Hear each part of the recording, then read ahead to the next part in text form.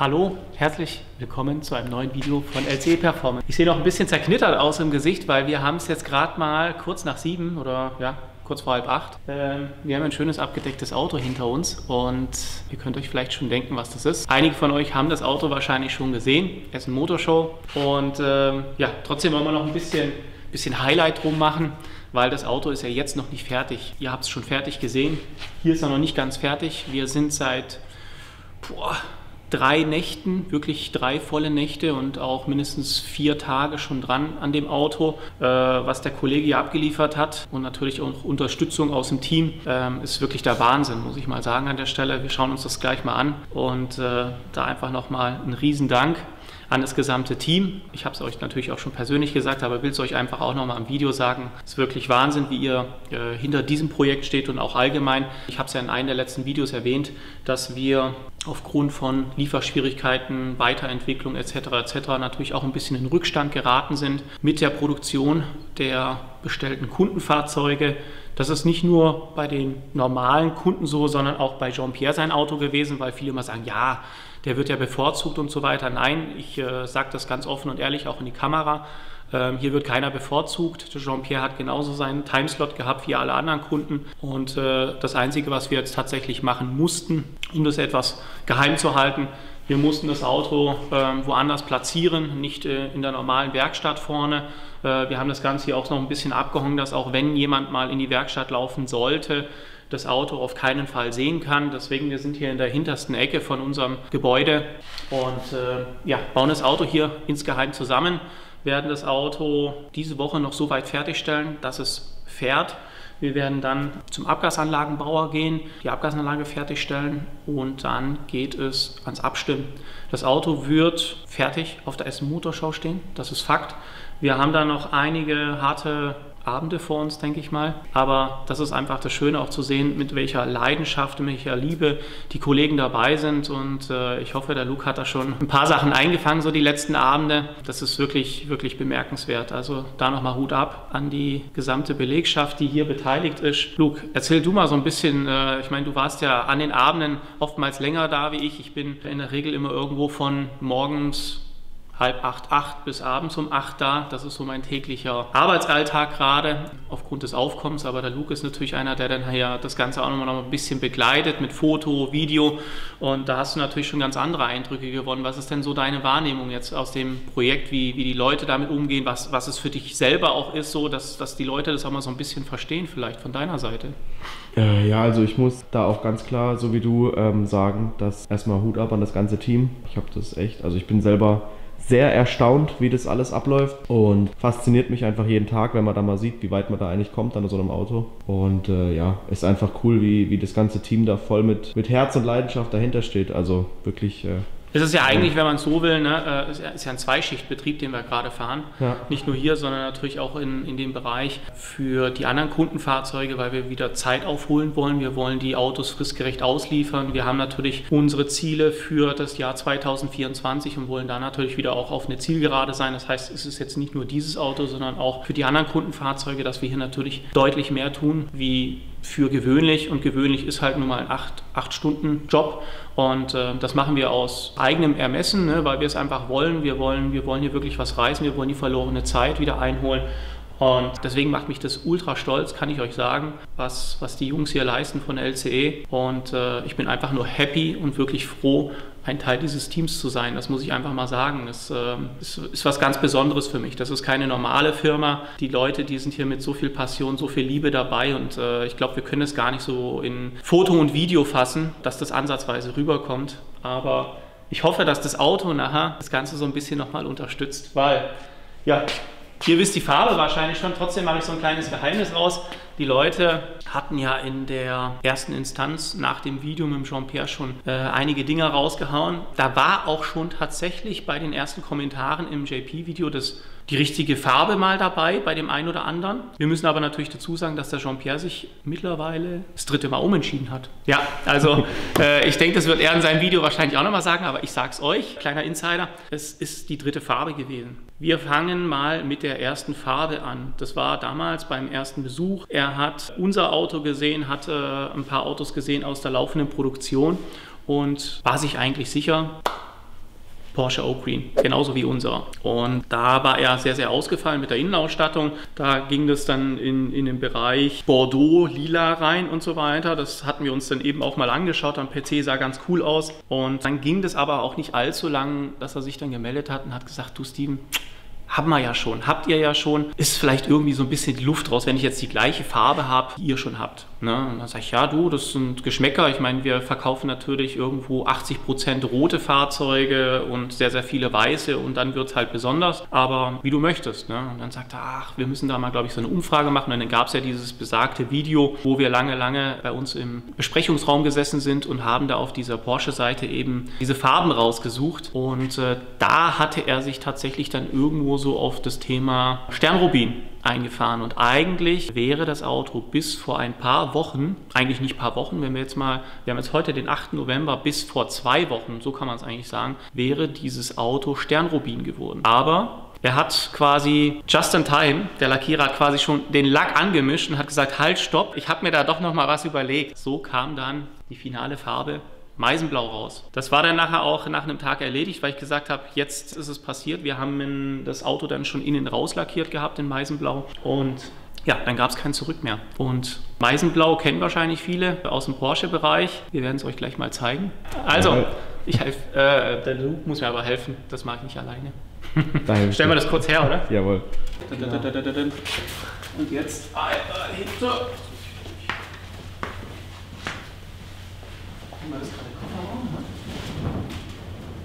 So, da ist er.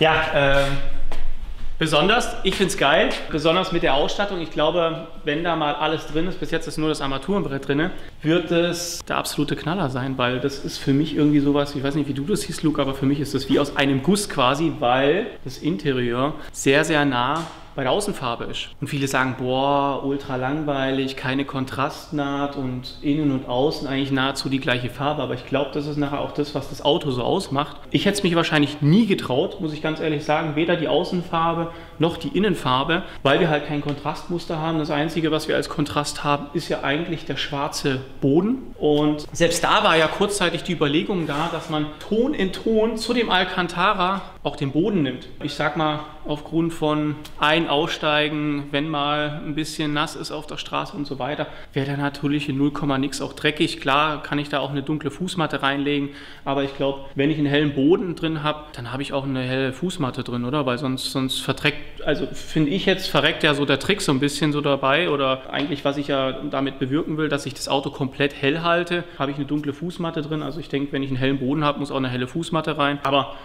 jetzt haben wir einen dunklen Teppich drin. Ich finde es gut. Das ist so ein bisschen der Kontrast, der da, glaube ich, notwendig war. Und der Rest ist dann wirklich aus einem Guss. Und ich habe die Sitze noch nicht fertig gesehen, aber ein paar Bilder, einzelne Teile, das sieht schon echt mega geil aus. Also heute sind wir, jetzt nehmen wir mal hier den Kollegen dazu, der ist noch am Handy. Jetzt kommt er mal rein. Der ist nämlich gerade gekommen. Der hat gestern, wie lange hast du gearbeitet, Patrick? Erzähl mal. Ja, servus. Ja, also Patrick ist das erste Mal vor der Kamera, aber ist natürlich ein altbekanntes Gesicht bei LCE. Du bist zuständig für die Abteilung Sportquattro, hast da noch deine 2 Kollegen, die dich tatkräftig unterstützen. Jeder baut sein eigenes Auto irgendwann mal auf. Aktuell sind wir noch nicht ganz so weit. Wir haben noch jemanden speziell für die Vorfertigung. Und der Patrick ist da, ja, der Leiter einfach von der Abteilung und guckt, dass die Autos alle in der gleichen Qualität und natürlich auch immer mit steigender Qualität gebaut werden. Und du bist ja jetzt, korrigiere mich, wenn ich falsch liege, glaube ich schon seit 4 Tagen und 4 Nächten eigentlich dran, oder? Ja. Das heißt, du hast letzte Woche am Freitag oder Freitagabend hast du angefangen. Du warst Samstag wie lange da? Von mittags, also gegen 12 bis um 23 Uhr. Haben wir auch einen Fulltime-Job gehabt, ne? Das war halt Spätschicht, oder? Ja, war die zweite Schicht. Ja. Nee, und da müssen wir auch dazu sagen, nicht, dass es dann nachher heißt, die Leute werden hier genötigt zum Nachtschicht arbeiten und so weiter, aber ich habe den Leuten ja schon so ein bisschen erzählt, das passiert ja alles aus dem freien Willen, aus der freien Entscheidung raus. Du opferst dein Wochenende, weil du siehst da drin eigentlich eine Herzensangelegenheit, wenn ich das mal so wahrscheinlich deuten kann, oder? Also du kannst ja mal so ein bisschen erzählen, was bedeutet für dich dieses Projekt und allgemein vielleicht auch Sportquattro, weil die Leute, die sehen zwar immer die fertigen Autos, wir fahren damit, die sind alle super geflasht, was die Autos können, wie sie sich anhören und wie sie aussehen, aber du kannst ja mal so ein bisschen von dir erzählen, was Was bewirkt es in dir, seitdem du hier bist bei LCE, früher an normalen Autos geschraubt hast, jetzt kannst du an sage ich jetzt mal, Autos arbeiten, die eigentlich immer ein Stück Geschichte schreiben. Man kennt das Auto aus der Geschichte und mit jedem Auto, was wir bauen, schreiben wir auch wieder ein Stück neues Geschichte. Ja? Egal, ob der jetzt eben meisenblau ist oder weiß ist oder rot ist. Und vielleicht kannst du die Leute dann nochmal so ein bisschen abholen, damit die das so ein bisschen fühlen. Ja, das Schönste eigentlich daran ist, dass eigentlich nie jedes Auto gleich ist. Dass jedes Auto irgendwas anderes hat, ist immer was Spezielles, ist immer was Schönes dann, wenn das Auto eigentlich am Ende fertig ist. Und da reden wir ja nicht nur von Farben, ne? Was anders ist, weil Innenausstattungen. Für die Leute ist oftmals immer so, ja, Farbe, Sitze und so weiter, aber da sind ja natürlich auch im technischen Bereich viele Sachen anders, weil wir bei jedem Auto weiterentwickeln. Ne? Wir haben es ja mal erwähnt, für die die letzten Videos nicht gesehen haben. Unser Ziel ist ja immer, dass wir bei jeder Fertigung eines Fahrzeugs immer mindestens 3 neue Teile einbauen. Das heißt, beim Jean-Pierre sind jetzt schon wieder 3 neue Teile mindestens mehr drin, wie bei dem letzten Fahrzeug, was wir gebaut haben. Das finde ich auch ganz wichtig und das ist ja auch der Ansporn, den ihr habt. Und ich habe ja jetzt die Tage schon mitbekommen, dass du da mit deinen Kollegen so ein bisschen, ja, nicht Auseinandersetzung, aber dass ihr da natürlich euch mal unterhalten musstet, weil der Ansporn oftmals auch zu hoch ist, ne? Dass ihr zu viel in einem Fahrzeug wieder einfließen lassen wollt, was dann natürlich auch wieder Zeit kostet, logischerweise, ne? Weil Entwicklung kostet Zeit, das ist einfach so. Man kann nicht einfach einbauen und sagen, wird schon funktionieren. Da muss natürlich alles einmal getestet, durchdacht sein. Und da hast du mir ja auch erzählt, dass da schon wieder ein paar Sachen zu viel drin waren, weil es einfach Zeit gekostet hat. Ne? Genau, also wir gucken ja eigentlich, dass wir wirklich bei jedem Fahrzeug schon immer, wie du schon erwähnt hast, immer 3 Neuteile verwenden können oder neue Entwicklungen mit einfließen lassen. Gab leider auch schon kurz die Zeit, wo man versucht hat, eigentlich schon das komplette neue Auto neu zu entwickeln. Das wurde ein bisschen zu weit ging, sage ich mal, aber...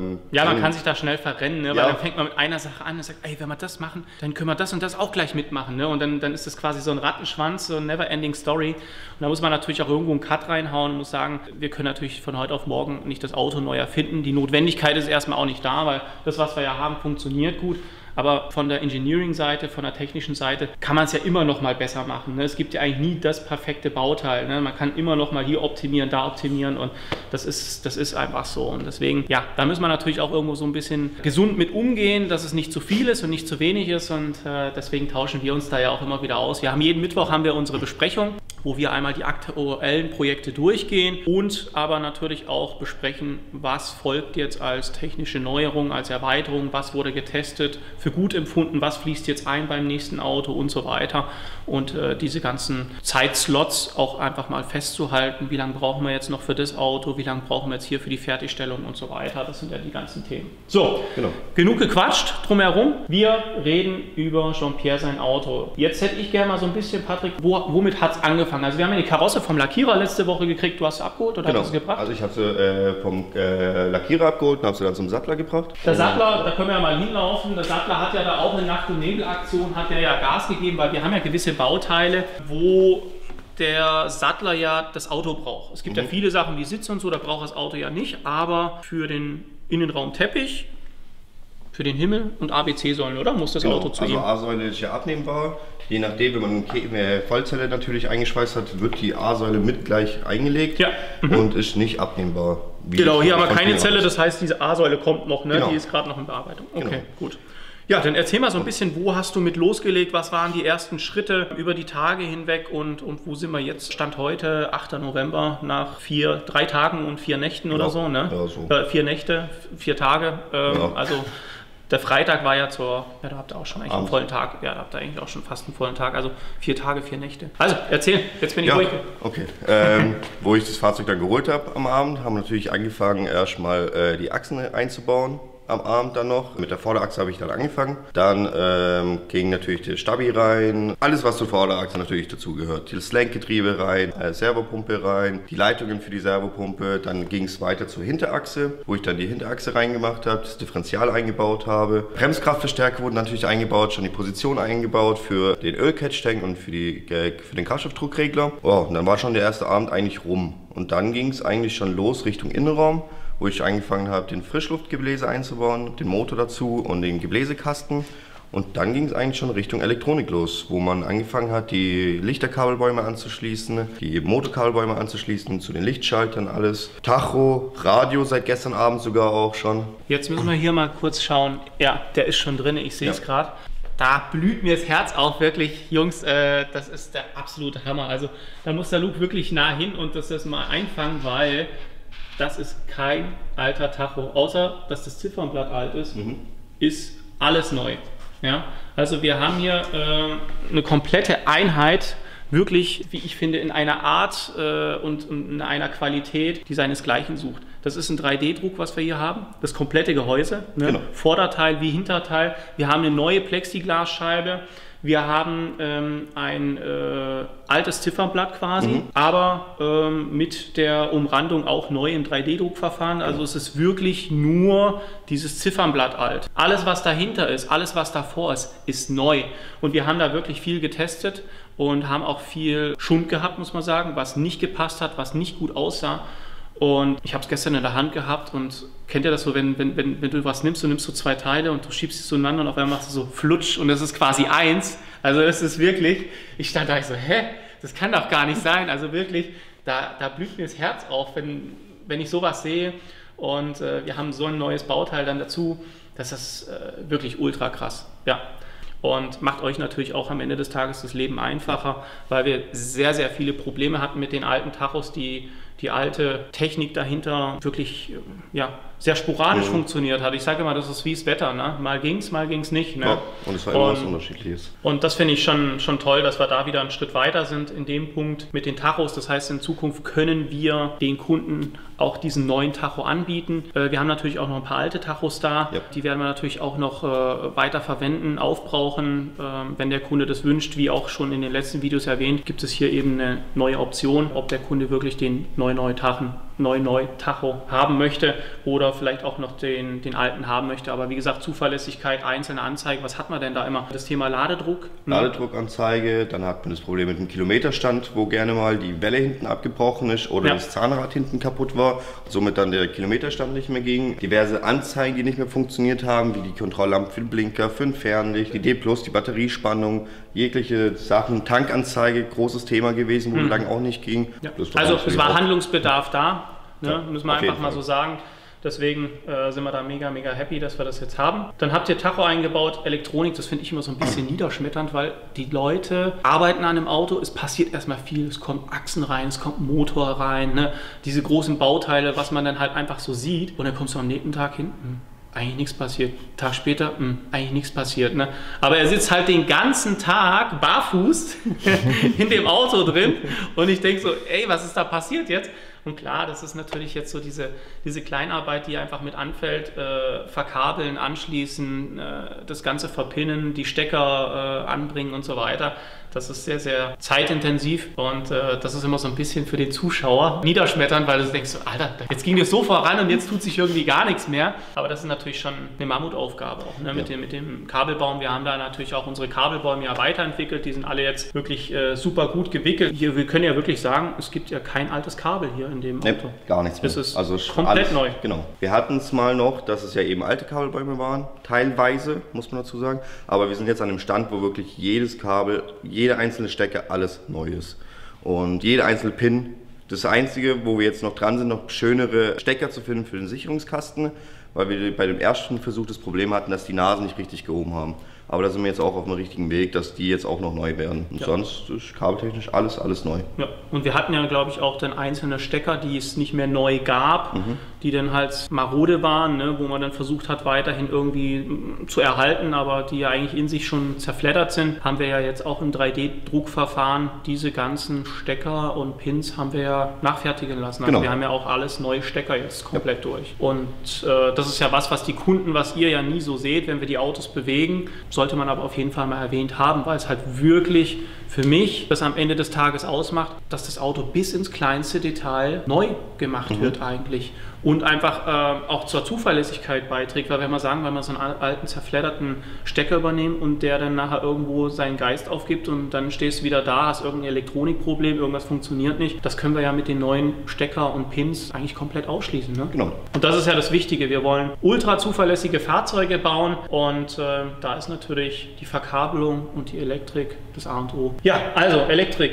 Dann habe ich ja gestern Abend noch irgendwie um 11:30 von dir ein Video gekriegt per WhatsApp mit ein bisschen Musik und so. Das heißt, ihr habt gestern auch schon das Radio dann noch angeschlossen? Genau. Also das Radio haben wir gestern Abend noch angeschlossen, die Boxen vorne sind auch angeschlossen. Ja. Die hinteren Boxen sind noch nicht da, aber von der Tonlage ist es schon weil gut. Die kommen dann mit der Hutablage zusammen. Genau, mit der Hutablage, genau. Mit den Seiten, mit der A-Säule, dann sozusagen die nächste Fuhre vom Sattler holt man das dann ab. Ja, genau. Das kommt jetzt alles so Step by Step, weil natürlich auch der Sattler, Grüße gehen raus, Christian, gell? Also vielen, vielen Dank auch für deinen Einsatz, weil auch der Kollege macht hier Nachtschicht, dass das Auto fertig wird zur Essen Motor Show. Ich sag, wenn es in dem Tempo weitergeht, können wir wahrscheinlich noch ein paar Probefahrten machen, bevor das Auto ausgeliefert wird, oder? Auslieferung wird an der Essen Motor Show stattfinden, werdet ihr ja dann schon gesehen haben.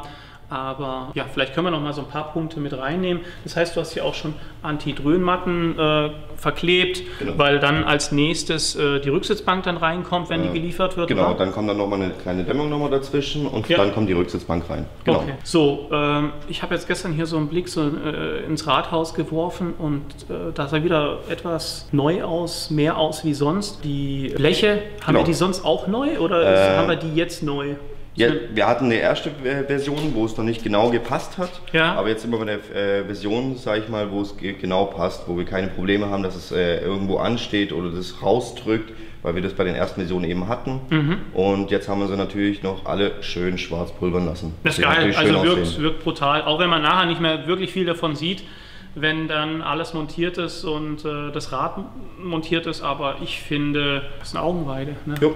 Das ist halt immer das Schöne, wenn es neu ist, ne? Das sieht alles geil aus irgendwie. Dann habt ihr innen auch die analogen Anzeigen schon angeschlossen? Genau, die sind auch schon angeschlossen. Okay, perfekt. Das heißt, es fehlt jetzt einmal in der Mittelkonsole noch Bedienteil für Heizung, oder? Die Bedieneinheit für die Heizung fehlt jetzt noch, wo man die Drähte, sind es ja noch sogar, verlegen muss und die elektronische Stufensteller für die Lüftergebläse. Was ich ja heute auch schon dran bin, wo ich es wieder kurz zeigen kann. Da reden wir jetzt schon von einem neuen, fertigen, vorgerichteten Kabelbau für die Lüftergebläse. Wie ist denn das mit den, ich habe ja gemerkt, dass das mit den Schiebern, mit den Seilzügen, die da hinten verlegt werden, ja auch immer so ein bisschen tricky ist, sag ich mal, ein bisschen blöd ist.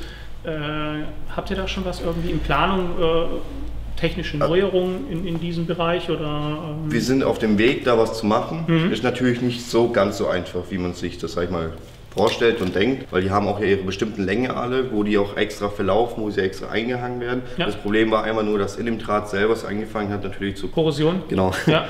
Und es dann eben dadurch das Problem gab, dass die innen drin sich nicht mehr bewegen konnten. Also wenn wir jetzt die frei nehmen, ich hätte sogar, glaube ich, eines da, wo man schauen könnte kurz. Da haben wir jetzt zum Beispiel einen Zug davon. Ja. Und wenn man das jetzt nimmt, du siehst. Geht das relativ einfach. Genau. Ne? Ja. Und da gibt es halt eben welche, die halt schon du ziehst und es passiert nichts. Dann haben wir natürlich das Problem, dass wenn man das bedient, dass ein Plastik abbricht hinter. Ja. Und deswegen guckt man eigentlich, dass was man ja eigentlich so kennt von den alten Autos, ne? Wenn man da drin sitzt und dann will man irgendwie hier zwischen kalt und warm verstellen und man bricht das Ding so fast ab, dass es halt ultra schwergängig ist. Aber klar, wenn dieser Draht da 40 Jahre lang drin ist, dass der natürlich, wenn der irgendwann die letzten 10 Jahre nicht bewegt wurde, weil das Auto irgendwo in der Scheune stand, dann ist natürlich klar, dass das nicht mehr so schön flutscht.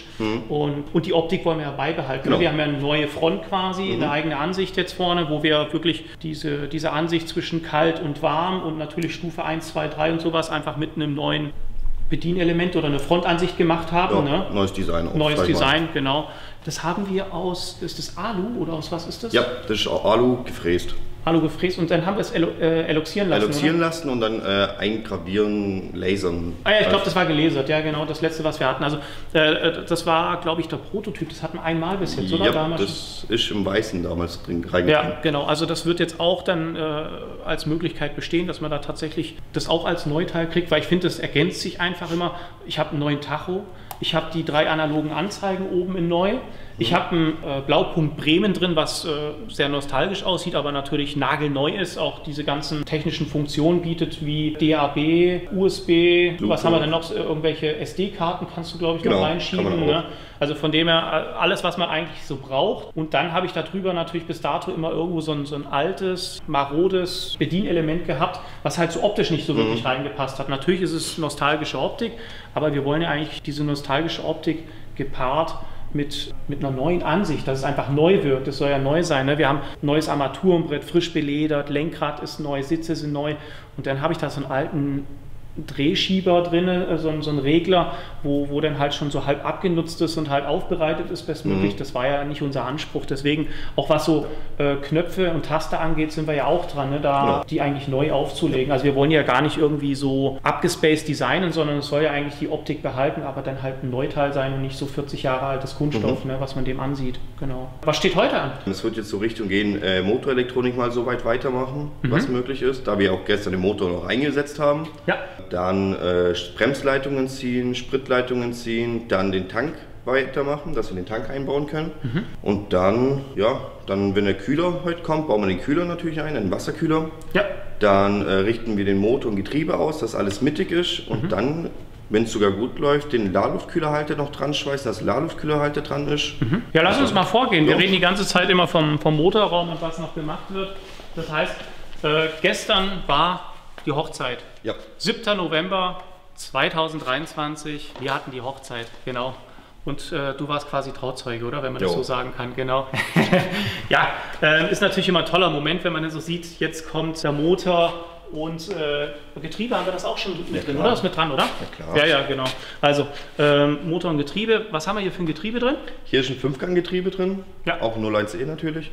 Wollte Jean-Pierre haben, weil vom Übersetzungsverhältnis, er hat gesagt, er braucht keinen 6. Gang und fährt da jetzt auch nicht irgendwie hohe Geschwindigkeiten und lange auf der Autobahn, deswegen 5 Gang. Besonderheit bei dem Motor, einmal optisch natürlich sehr, sehr viele Teile in schwarz gehalten, ne? Wo wir uns so ein bisschen als Special, als Überraschung auch für Jean-Pierre überlegt haben, dass wir jetzt hier nicht irgendwo einen Mix haben zwischen irgendwelchen, sage ich jetzt mal, glänzenden Teilen und matten Teilen und schwarzen Teilen, haben wir gesagt, wir wollen eigentlich alles schwarz halten. Ich glaube, dass das auch ein schöner Kontrast ist zur eigentlichen Farbe. Und was haben wir denn sonst noch für Specials? Also wir haben hier unsere Wassergalerie drin, ne? Wir haben hier unseren Deckel drauf, wir haben eine schwarze Thermoisolierung dieses Mal, das hatten wir bis jetzt, glaube ich, noch nie. Nee. Genau, haben jetzt hier auch dann unser kleines Abgasgehäuse. Genau, das ist das kleine. Und werden dann wahrscheinlich auch wieder irgendwo so bei 550 PS mit einer 102er Abstimmung irgendwo rauskommen. Aber das Tolle eben, gutes Ansprechverhalten. Ein schöneres Ansprechverhalten, sag ich mal. Genau, früher, besser, schöner, so wie wir es finden. Aber es gibt natürlich auch welche, die auf der Späte stehen. Deswegen haben wir auch noch die Option, dass wir die großen Abgasgehäuse anbieten. Ne? Jetzt habe ich schon wieder viel gequatscht. Erzähl du mal ein bisschen was hier von der Technik her. Was ist besonders? Was haben wir hier wieder drin, was wir bis dato im letzten Auto noch nicht drin hatten? Das ist schon eigentlich da wieder einiges, sage ich mal, wo da jetzt neu ist.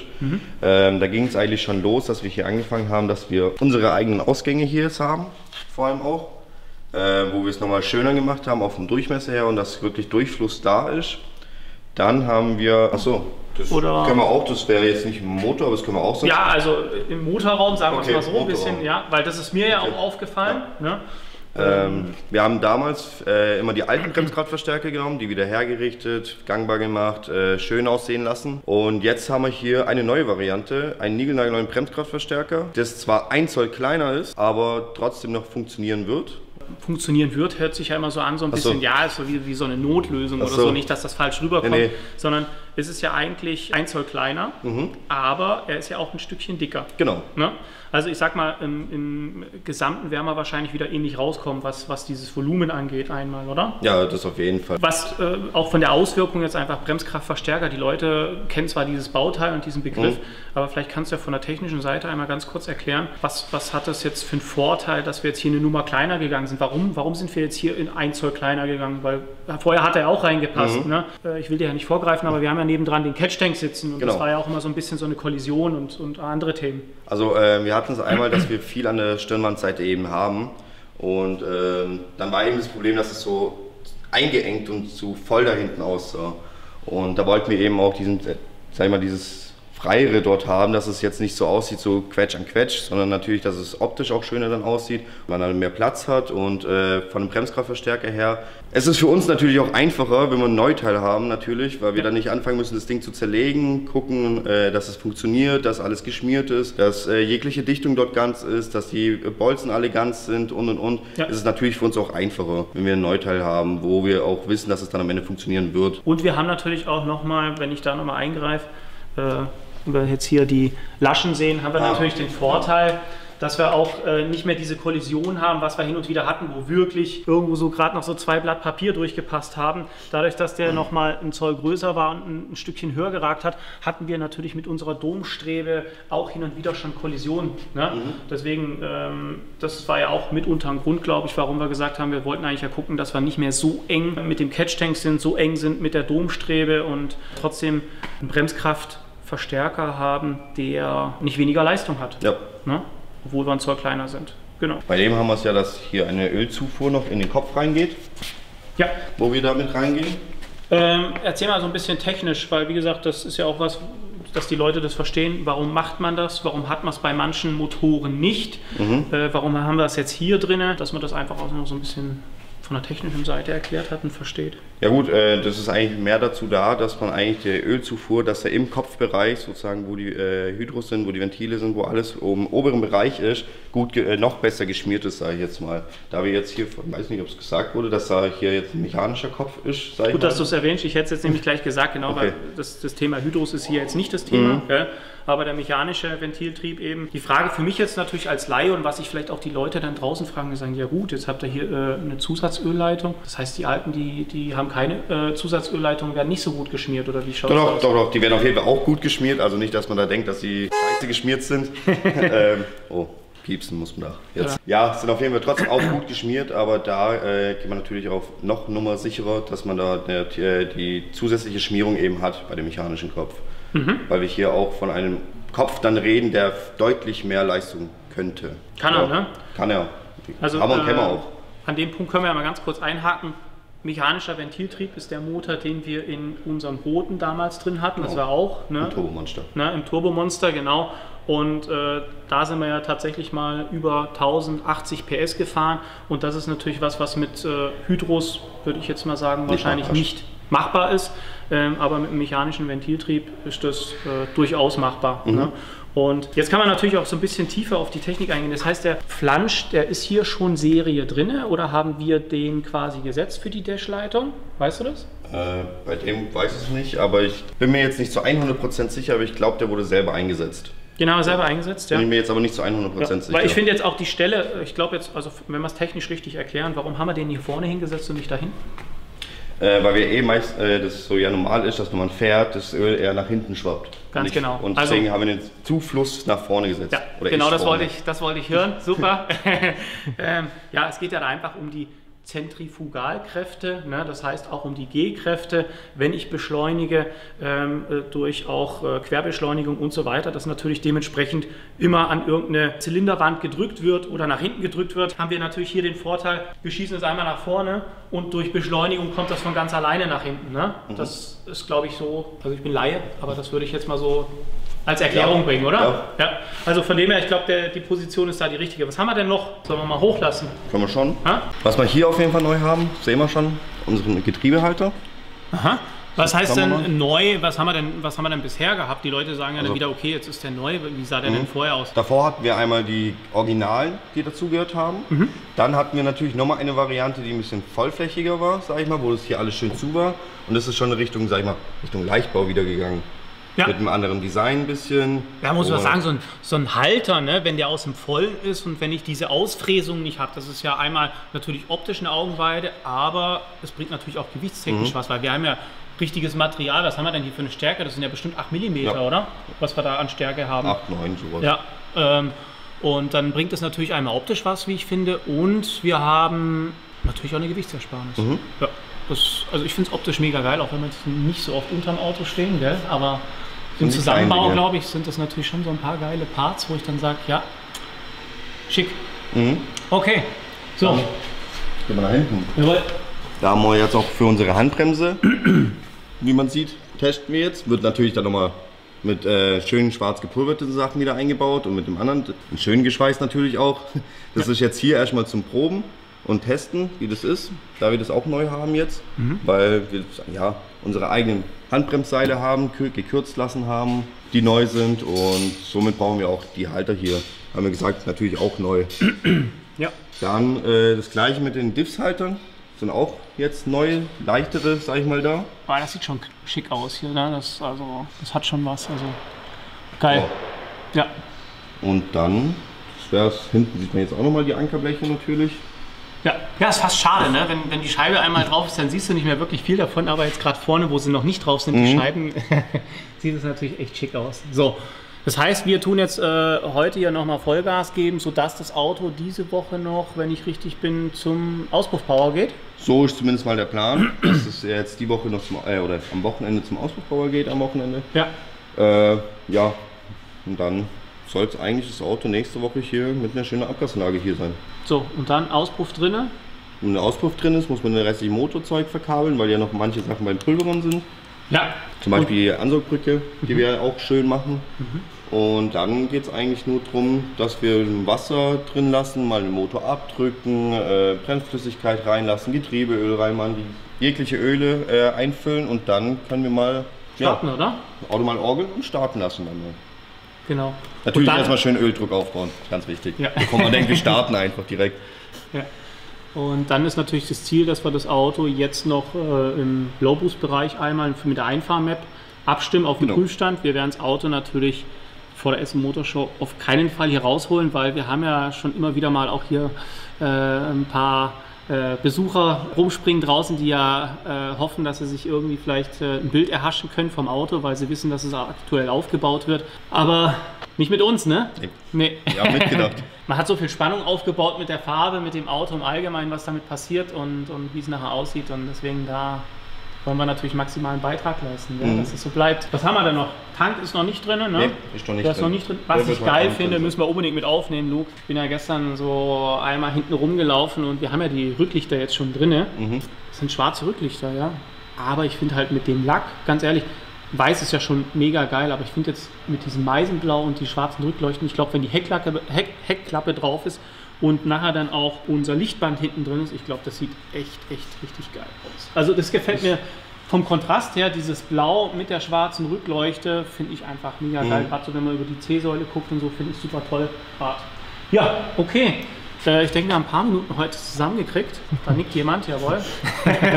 Da kommt ja noch einiges dazu. Wir haben ja noch ein paar Tage Arbeit. Ja. Und ja, ich kann nur den seelischen und moralischen Beistand leisten. Mit Schrauben ist nicht so viel, ich bin ehrlich. Aber ja, wir nehmen euch auf jeden Fall weiter mit. Es wird, denke ich mal, nicht auf ein Video rauslaufen, sondern es werden mehrere Videos werden. So, der Luke macht jetzt mal schön noch ein paar, wie sagt man so im Fachjargon, Close-Ups, oder? Genau, ja. Ja, und dann sagen wir an der Stelle vielen Dank fürs Zuschauen. Lasst uns ein Like da, kommentiert fleißig und dann sagen wir bis morgen. Ne? Bis morgen. Ciao. Ciao.